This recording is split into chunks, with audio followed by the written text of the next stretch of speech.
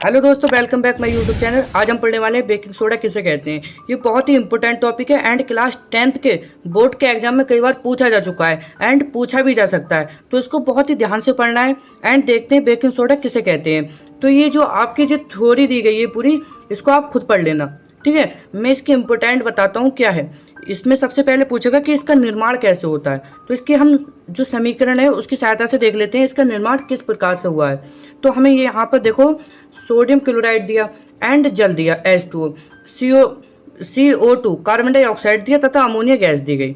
अब इसको हम सबको मिलाया गया, इनकी अभिक्रिया कराई गई तो अमोनियम क्लोराइड प्राप्त हुआ देखो हमें, एंड सोडियम हाइड्रोजन कार्बोनेट प्राप्त हुआ, जो कि हमारा बेकिंग सोडा ही होता है। एक प्रकार से बेकिंग सोडा ही होता है।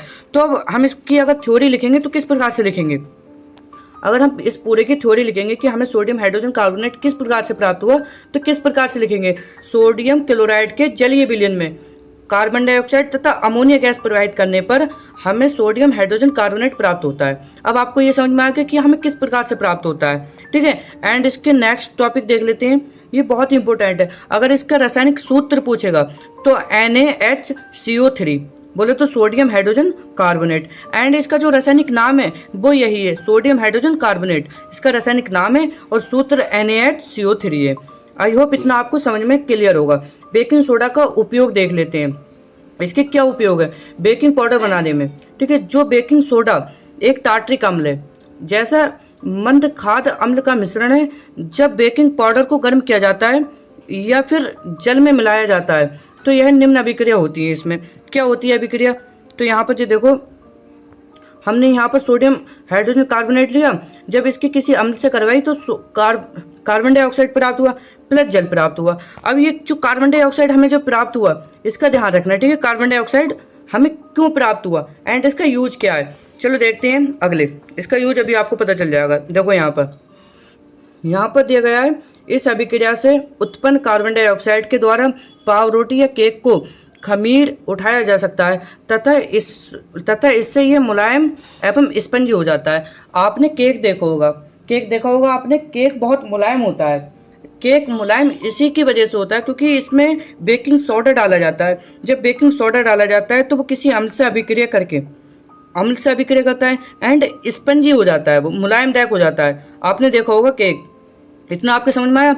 एंड इसका सेकंड यूज देख लेते हैं। सोडियम हाइड्रोजन कार्बोनेट भी एंटसिक एक संघटक है, मतलब अगर किसी की गैस होती है तो ये क्षारीय प्रकृति का है। अगर किसी को एसिडिटी होती है तो समझ लो एसिडिटी होती है तो वो उसकी मतलब जो पेट का pH होता है वो 7 से कम हो जाता है, मतलब अम्लता बढ़ जाती है। तो ये हमारा क्षारीय प्रकृति का है।